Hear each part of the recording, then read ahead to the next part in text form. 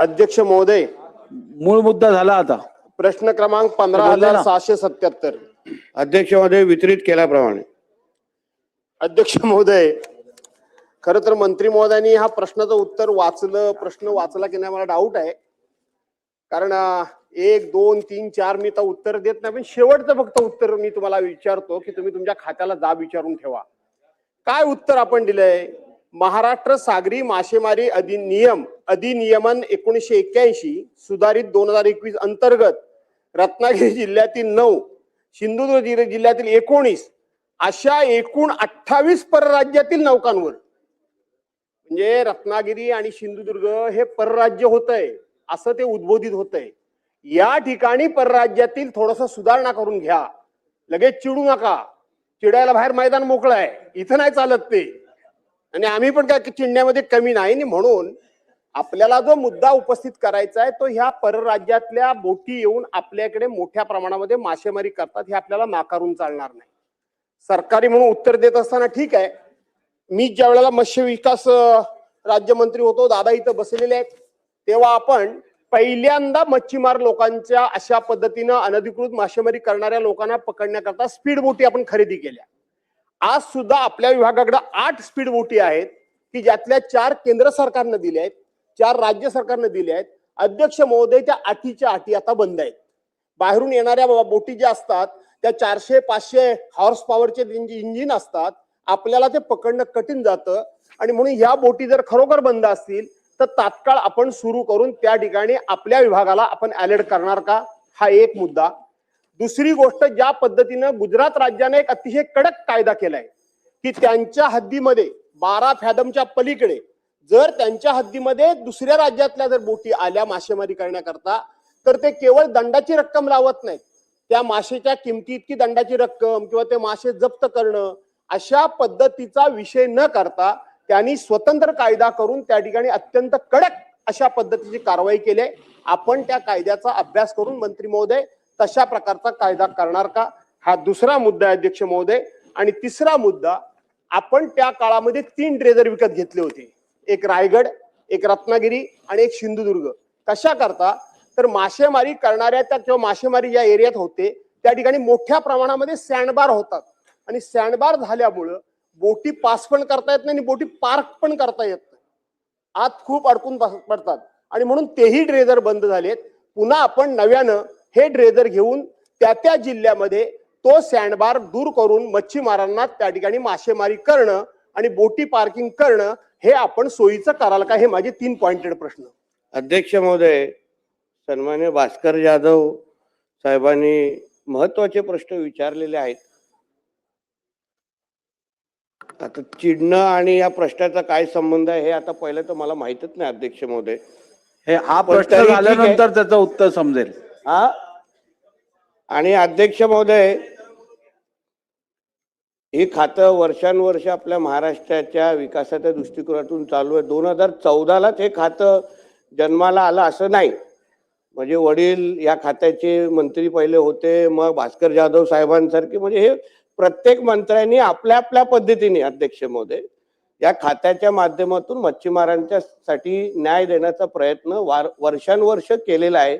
सगळं काही 2014च्या अगोदरच आलं असं कृपया चुकीच्या गोष्टी रेकॉर्डवर जाऊ नये म्हणून हा उल्लेख केलेला आहे. एक मुद्दा अध्यक्ष महोदय असा आहे, हो सगळे रेकॉर्ड आता मंत्री असल्यामुळे रेकॉर्ड आहेत अध्यक्ष महोदय, म्हणून ठीक आहे, कारण का परत परत सगळं मीच केलं हा नको जरा याच्यावर. दुसरा मुद्दा असा आहे अध्यक्ष महोदय, अध्यक्ष महोदय आता काय आहे, काही लोक किती चांगलं बोललं तरी पण त्यांना तो राग येतोच आणि मग मी राग करतो. आपण चांगल्या बोटींबद्दल मूळ मुद्दा मच्छीमारांबद्दल आहे अध्यक्ष महोदय. मुद्दा असा आहे अध्यक्ष महोदय, जाधव साहेब आपला हा प्रश्न, बाकी सगळ्या गोष्टी जाऊन दे, आपण कोकणातले आपण सगळे लोकप्रतिनिधी आहोत. राजकारण, निवडणुका हा गोष्टी आणि पक्षीय राजकारण वेगळं, पण आपल्या दृष्टिकोनातून हा प्रश्न खरंच महत्वाचा आहे. कारण का परराज्यातून येणारे जे गस्ती नौका असतील की हायस्पीड असतील त्याच्यामुळे आपल्या समुद्रामध्ये असणारं खऱ्या अर्थाने जे आपलं बोलतो ना ते आपल्या मच्छीमारांसाठी जे काही उत्पादन आपल्याला मिळतं ते हे घेऊन जाण्याचा मोठ्या प्रमाणामध्ये प्रयत्न मग मालपी, कर्नाटक या सगळ्या बोटी करतात.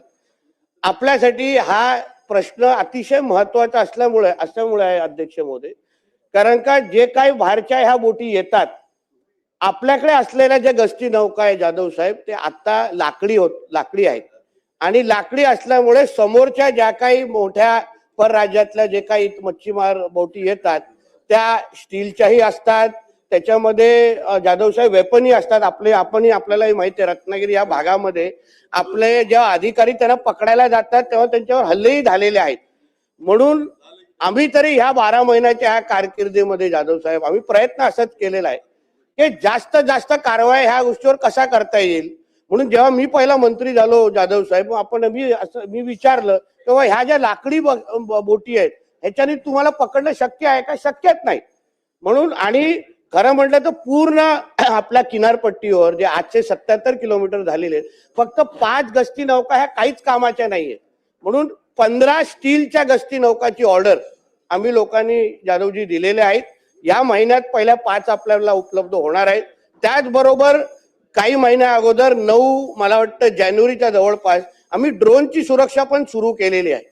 कारण त्याच्याने काय होतं आपल्याला एक्झॅक्ट कळतं का बाबा कोण कुठून आलेला आहे, त्याच्या बोटचा नंबर असो. कारण का आपणही खातं सांभाळलेलं आहे. माझाही असा अनुभव आहे की 100% आपल्या खात्यातले अधिकारी प्रामाणिक नाहीत. याच्यामध्ये काही लोक समोरच्या लोकांमध्ये मदतीचे पण असतात आणि त्याच्यामुळे ह्या कारवाई इंटरनल मदतीशिवाय ते आपल्या बॉर्डर क्रॉसच करू शकत नाही, बॉर्डर आर्टिकल माईलच्या आतमध्ये येऊ शकत नाही. म्हणून प्रश्नोत्तराचा तास हे उत्तर संपेस्तोपर्यंत वाढवण्यात येत आहे. बोला अध्यक्ष महोदय. म्हणून आम्ही झालेल्या कारवाईचे आकडे मी आपल्याकडे पाठवतो. आमच्या ह्या 12 महिन्याच्या कारकिर्दीमध्ये गेल्या 2024 ते 25च्या वर्षी 9,500, पण आपल्या ह्या 12 महिन्याच्या कारकिर्दीमध्ये 1876 कारवाया यावर आम्ही फार बारकाईने केलेल्या, आम्ही फार गांभीर्याने घेतलेल्या आहेत अध्यक्ष महोदय. म्हणून मी आपल्याला विश्वास देतो येणाऱ्या कालावधीमध्ये चांगल्यातल्या चांगल्या आधुनिक गस्ती नौका असतील, ड्रोनची सुरक्षा असेल, एआयचा वापर असेल किंवा कुठलंही आधुनिक तंत्रज्ञान आपल्याकडून पण मी काही माहिती घेईन, कुठलंही आधुनिक टेक्नॉलॉजी या बाबतीमध्ये अगर उपलब्ध असेल तर मग ह्या परराज्यातल्या बोटी आपल्याकडे येणं कसं थांबवता येईल. कारण याचा थेट फायदा आपल्या मच्छीमारांना पारंपरिकला पण होतो, सगळ्या लोकांना होतो. निश्चित पद्धतीने घेण्यात येईल. ड्रेजरच्या बाबतीमध्ये आपण जे बोला अतिशय योग्य आहे. त्या ड्रेजर जे सिंधुदुर्ग रत्नागिरीच्या त्या बाबतीमध्ये मी ते आपण आपल्या कारकिर्दीमध्ये आणि रायगड त्यावेळी जे घेतलेले ड्रेजर त्याला आता आम्ही थोडं मेंटेनन्सचं काम करून घेतोय. पावसाळ्याचा सीझन आताच संपलेला आहे. येणाऱ्या काही महिन्यामध्ये आपण त्याचा वापर सुरू करू जेणेकरून याचा थेट फायदा आपल्या मच्छीमार बांधवांना होईल.